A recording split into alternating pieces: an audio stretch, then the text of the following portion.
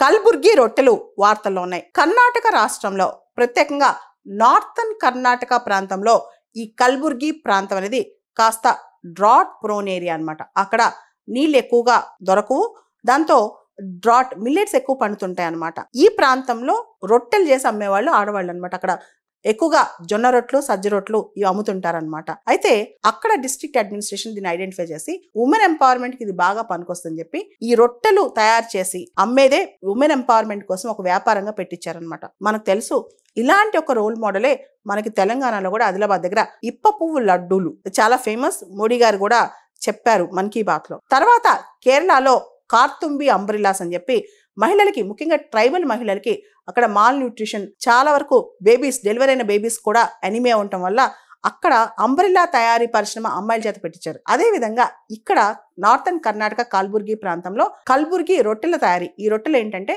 చాలా కాలం పాటు ఉంటాయి. ఒకసారి తయారు చేసి అమ్మేస్తే ప్యాక్ చేసి చాలా కాలం పాటు ఉంటాయి అనమాట.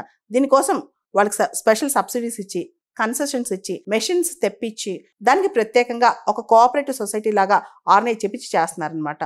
అయితే వీటిలో ప్రత్యేకత ఇప్ప పువ్వు లడ్డూలు కానీ, కల్బుర్గి రొట్టెలు కానీ, లేకపోతే ఈ అంబ్రిల్లాస్ కానీ, ఇవన్నీ కూడా మనం చూస్తే కనుక ఇవన్నీ చాలా క్లోజ్ టు ఎన్విరాన్మెంట్ అండ్ చాలా క్లోజ్ టు హ్యూమన్ హెల్త్ అనమాట. అంటే మనుషులకి ఆరోగ్యపరంగా ఎటువంటి హాని చేయవు, ఇంకా మేలు చేస్తాయి అనమాట.